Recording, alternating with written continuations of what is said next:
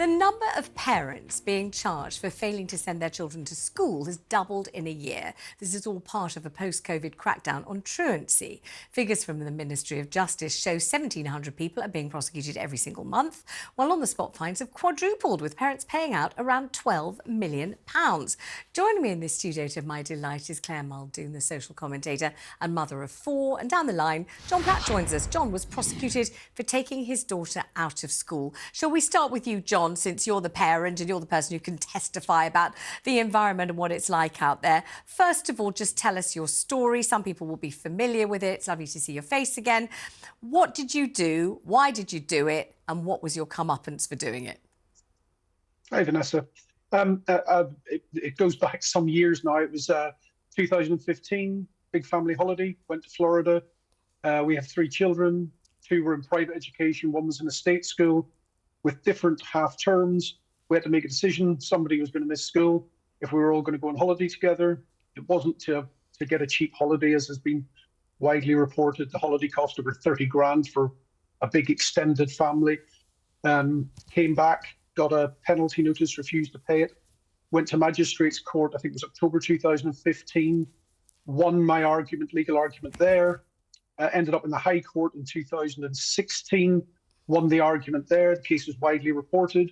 The High Court held that previous precedents were that for a child to attend school regularly was not 100% of the time. It was sufficient that they were there most of the time. There was two judgments from years earlier we relied upon. The High Court agreed that that was correct. And following that, the government decided to appeal the case to the Supreme Court. So in 2017, we got the judgment of the Supreme Court, and they changed that definition of what it means to attend school regularly and made things dramatically worse for parents. So to attend school regularly now means to attend in accordance with the school rules. And most schools, effectively any unauthorised absence, became a criminal offence at that point. And shortly after that judgment, I moved my one child, who was still in the state sector, into the private school where her siblings were, and they have thrived there ever since. And it's a shame that parents of children in state-maintained schools are subject to criminal law in a way that I'm no longer subject to. Tell me something. What were the consequences for you? Was it a fine? Was it lots of legal costs? What did the whole thing inflict on you as a punishment? It was very stressful, but at the very end of it all, after the Supreme Court ruled, I had to go back to magistrates court for the magistrates to decide the outcome of the case based upon this new interpretation of the law. They found me to have no case to answer when I first was in court, and then when I went back to court after the Supreme Court said, every other court that's ever looked into this got it wrong. They want the magistrates to hear the case again with this new interpretation of what it means to attend school regularly. They gave me no fine, an absolute discharge. I didn't want to disclose my income in open court, so I agreed to pay £1,000 costs. But the whole thing in total, from the first magistrates court through the High Court, Supreme Court, and then back to the magistrates court, set me back about 30 grand. Right, I'm going to go to Clare in just a second, but ultimately, how much school did your children miss?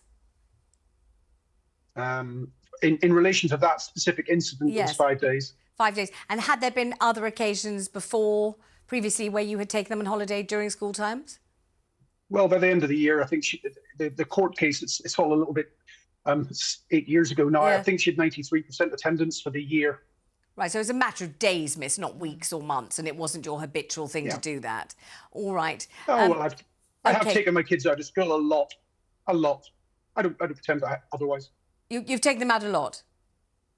Yeah, we've gone on some amazing holidays, and my daughter's about to sit her A-levels, and she's predicted 3 A's, and my younger daughter, whose name is protected under the court ruling, so I won't mention it, she's going to sit her GCSEs next year, and she's predicted probably to do even better than her sister, who got a whole bunch of 9s and 8s at GCSE. Okay, and just confirming, often when parents talk about doing this, they cite money as the reason. They do it because it's much more expensive to take kids away in the school holidays. It's much less expensive if you take them in the middle of the term, and they say they couldn't afford it otherwise. They had to do it, otherwise they couldn't have had the holiday. You're not saying that. You're most specifically and emphatically not saying that. You can afford to pay private school fees. You're obviously a man of means. You don't need to take a cheap holiday. So it's never because of that.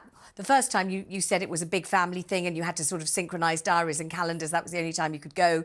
It was during the school term. What about all the other times when you've done it all over the years? Obviously not for financial reasons. Why do you choose to take the children out of school? So I live on the very beautiful Isle of Wight, and an awful lot of people who work and live on the Isle of Wight work in the tourist industry. So, for example, the Isle of Wight finds more parents than anywhere else in the UK, has done for a decade. It's an absolute disgrace how many parents get fined for very, very small infractions. And that's because if you own a hotel or a restaurant or a bar on the Isle of Wight, when are you going to take your kids on holiday? Because you can't do it when all the other kids are on holiday. Or like my sister and her husband, they have triplets, 3 little boys, and my sister is a paramedic and her husband is a paramedic. So it's very difficult for them to get the school holidays off together. So what are they going to do? Just their kids never get to go on holiday? You know, there's lots and lots of very good reasons why kids might have to be taken on holiday in term time, and to me they're almost always legitimate. Even if it's money, it's legitimate. All right, let me bring Clare Muldoon in, because she's shaking her head. It doesn't look as though you agree with this. I really am, because when you, as a parent, when you do due diligence, you find the right school for your child, whether that be the private sector or whether it be the state sector. I'm going to concentrate just now on the state sector, because that's where these fines have actually been given recently, post-COVID. Now, you take up a contract almost with the school to adhere by the school rules. Now, each head teacher in England and Wales has 10 days, which is 2 academic weeks, of their own discretion to give unauthorised holidays. Now, let's backtrack a bit. Not every parent has means to take children on holidays. Not every parent wants to take their children on holiday, but some of these parents are teachers themselves. They certainly can't take time out of term time. So why should children be able to be taken out of school when their teachers have planned their lessons for the whole academic year, for the academic week, for the academic day, through all levels of academia and intelligence within that class? I don't think it's fair. It's not fair on the child, it's not fair on their friendship groups, it's not fair on the teaching staff, and it's not fair on the school ultimately, because they're all there as a cohesive community, and that's what we should be focusing on. And John, what do you feel about what Clare has said, with a great deal of passion, actually? Claire, you're 100% wrong. If you were right, I would agree with you, because that certainly was the rule. Prior to 2013, every head teacher in England had the discretion up to 10 days. They still that was the rule. They don't. It's absolutely a criminal offence to be late to school now. Listen, I spent 30 grand on barristers. If that was true, I would not have ended up in the Supreme Court. No, you might have still ended up there, John, if the head teacher had not seen the data and not seen the facts for themselves to actually give the authorised absence. The head teacher did not authorise it, and could not authorise it, and said in writing she could not authorise it. It's a matter of fact. It's in the Supreme Court. But is that okay? That's a matter of fact. That's why she didn't authorise it, John, because she couldn't. There is no authorisation. So do you think that was respectful then to go against the head teacher whom you've entrusted your child's education to and just completely disregard that? What message does that send out in terms of resilience? What message does it turn out in terms of respect to those in authority, to those in the profession that has been deeply troubled recently with striking, with children not engaged in their education enough, and not only that, their parents aren't engaged in it. A lot of socially deprived children's parents are not engaged now post-COVID because they don't see the validity of attending school, and that's why truancy rates are up. And incidentally, the £60 fines that are issued by the local authorities, the local authority doesn't get any of that money, I'm pleased to say. Any excess over after the claim for the money to be retrieved is given back to the state. So this is not money making. John, let's give John a chance to reply, particularly John. Almost everything you said was sorry. Particularly to what Claire's described. You know, if some children are there and others are not, and they come in and they go out and they've missed this lesson and that lesson, and they're meant to be doing a joint project, and the teachers have planned the lessons carefully, and they're not there, then they come filtering back. Then obviously it is disruptive. You can see that what she's saying is clear and true. So why would you want to be the sort of architect of that sort of thing? I mean, maybe once in your lifetime, OK, because you had no choice and maybe everybody would understand. If it was a funeral. Yeah, a funeral, a wedding, Far or some away. big deal and some exceptional thing. But as a regular thing, why would you almost take pride in doing that, I wonder? It's not, I don't take pride in it, Vanessa. As you can imagine, I've done 1,000 interviews on this subject. Claire's view is the same as Toby Young's, that you're doing terrible damage to your children's education or other children's education.